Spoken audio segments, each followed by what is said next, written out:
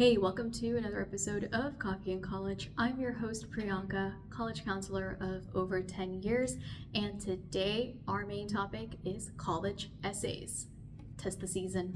All right, before we get started, take a moment, grab your coffee, tea, whatever your favorite beverage is, and have a seat, and let's get into it.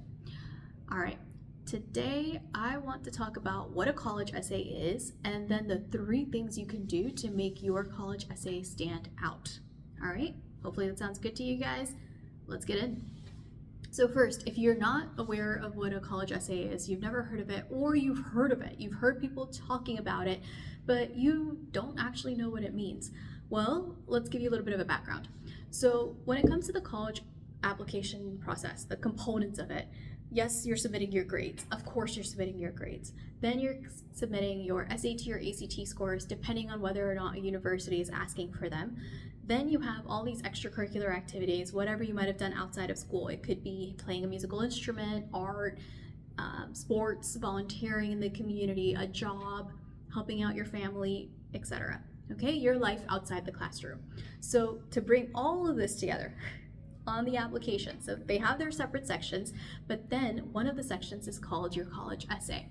A college essay is a maximum 650 word count essay on any one of 7 topics. Those topics, I'm going to list them down below. I have the link for Common App down below, so you'll see the prompts listed out. Now, just to give you a quick brief overview, work on that word choice, but a quick overview. So the first topic, there's something, basically share something about your background, identity, your interest that is so meaningful to you that your application would feel incomplete without it. Another one is share a moment of realization that sparked a period of growth.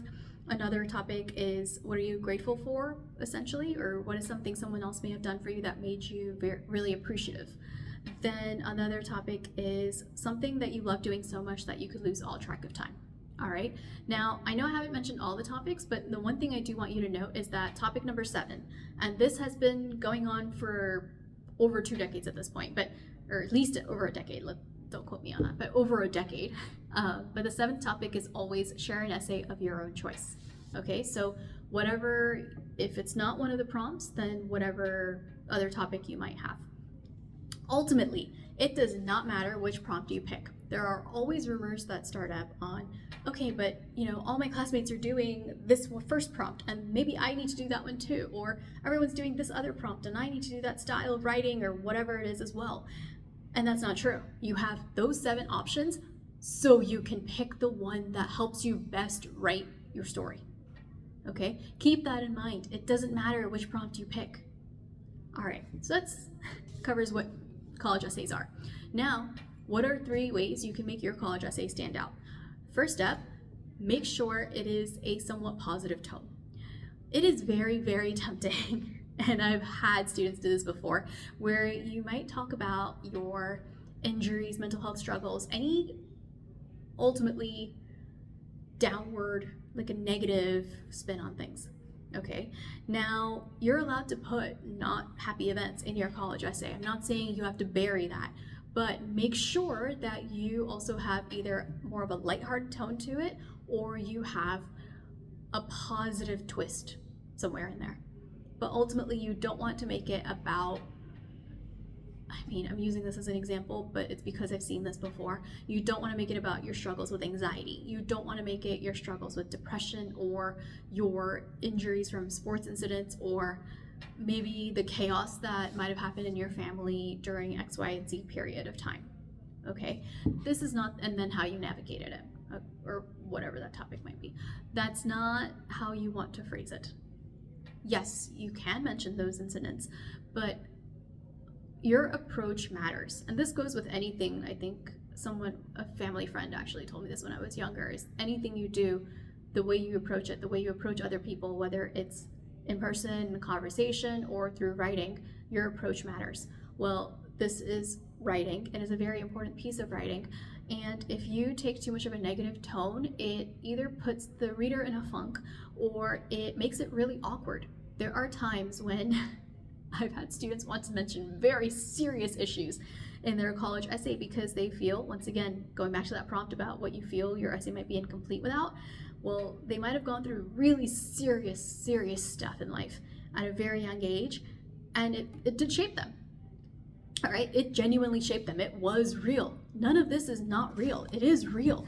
But when you package it together, you have to watch the tone you're taking.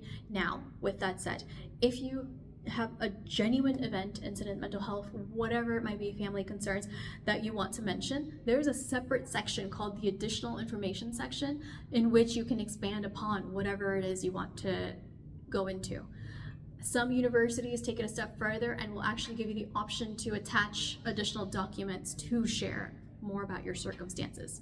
All right, so at the end of the day, try to keep, in terms of your college essay, try to make sure it stays in a lighthearted or positive tone. You're allowed to mention negative pitfalls, and maybe you had the frustration and the anger, and maybe it was the jealousy that then forced you to practice more so that you became better at it. That's all okay. But then you practiced more and then you became better at it, right? You kind of swoop your way out of that situation. You showed how you came out of it. That's important. Okay, don't simply leave it as a downer. And then the reader's like, great, how do I feel now? I'm really confused. That was awkward. I don't know. I feel bad for the kid, but I don't know what I'm supposed to do for them.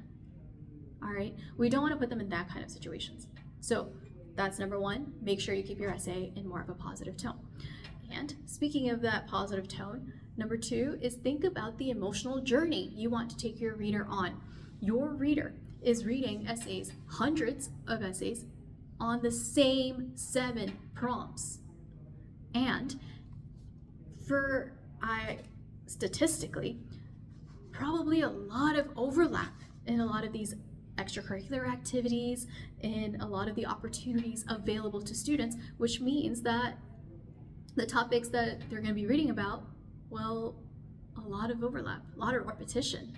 Okay, so if that is the case, then what really helps you stand out will be the emotional journey you take the reader on. Is it a lighthearted tone, a funny tone, or is it, again, you start off with your frustration at not being able to do something, and then we kind of have our, the time you just really dove into it, and then we came out well at the end. Think about how you want this to go. And that was one example. I've had students who also wrote about the comfort and the traditions in their families, and that was the emotional journey that they took the reader on. So I'm just using the sports and the get through something as an example, but it could be, if family is very important to you, then maybe the comforts and traditions that you have happening in your family, and that's what you want to discuss. So whatever it is, plan it out and write out the shitty first draft. You're not going to like the first draft, whether you are a good writer or an atrocious writer. You are not going to like the first draft. Plan for it, but go ahead and write the full draft, not just your intro. I've had students do that before. They write the intro until the intro becomes perfect, and then they write the body until the body becomes perfect, and they write the conclusion until that becomes perfect. But now what happened is you might be using 3 different tones and approaches in the intro, body, and the end, or you just don't connect them well. So they sound like 3 different pieces of writing. So when you do write this emotional journey out, make sure you do the whole entire shitty first draft. It doesn't matter if it sounds like a kindergarten writing. Okay, you can just type it all out. It doesn't have to be even in proper English or anything, but just make sure you know how it's going to flow, because that matters. So that's the second thing you should do on your college essay. And now the third thing, be specific and vary your sentence structure. So I'm mixing 2 in here. One, specificity. A lot of students like putting all these general statements. It was hard work. I learned a lot about teamwork through my sport, or I worked really hard. I had a student actually yesterday. We were working on his college essay and he said that, but it's like, I worked really hard and overcame. Okay, but what does hard work look like? What does hard work look like to you? What does that mean in this context? If it's your sport, what does that mean? Does that mean you're just practicing more? And when I was talking to my student, he's like, no, actually that also means I have to go to the gym every single day to make sure I'm working on my specific muscles. Okay, I didn't know that. I have never played a sport in my life. I just figured it was going to practice more, to just practicing that one skill. All right, But no, he's like, I have to go to the gym more, and then I also have to do this extra, the stretching, and basically making sure I don't injure myself. So I have to make sure I put effort in on the side. Cool. Now I, as a potential reader, and a potential reader who has never played a sport before, can picture what your hard work looks like. Okay, so make sure you stay away from making general statements. And this is very, very common. A lot of teens, they just make the general statement. I worked hard, team dynamics, learned a lot about communicating with people. Maybe it was time efficiency that you learned. Maybe it was helping your family members, or whatever it might be. How did you go about it? How did that build up? How did it come up in the first place? What made you even realize you had to stop and think about this? And then what did you do to put any kind of effort in that way? Specifics. Specifics help us connect to you. They help us understand and visualize. We can close our eyes and picture what this scene could be like. If you just flat out say, oh, I love spending time with friends. Okay, well, there's an image in my mind. All right, but if you say, I love spending time with my friends, and currently my friend and I are building a little tree house. Not little. I actually have another student who's doing this, but they're building a tree house. Okay, and we spend about almost every weekend, at least 4 hours every weekend, finding the right pieces of wood for it, going off and actually measuring and building and whatever else. So now I can picture what it means when you say you like hanging out with your friends. So that's my third tip, or part one of my third tip, which is avoid the generalizations, be very specific. Now, part two of that is the sentence structure. So your college essay is a free write. It means that you don't have a set intro, middle, like middle body has to have 3 paragraphs, and then the conclusion has to be 1 paragraph. You don't have that kind of structure. Your intro could be 3 sentences. Your body could be like 5 little mini paragraphs instead of 3 big chunks. Your conclusion could be a sentence. Okay? Vary your sentence structure as well. So short sentences tend to have a punch to them. So if you need something for impact, make it a 3-word sentence. Make sure you're putting in, or make it word, period, another word, period, another word, period.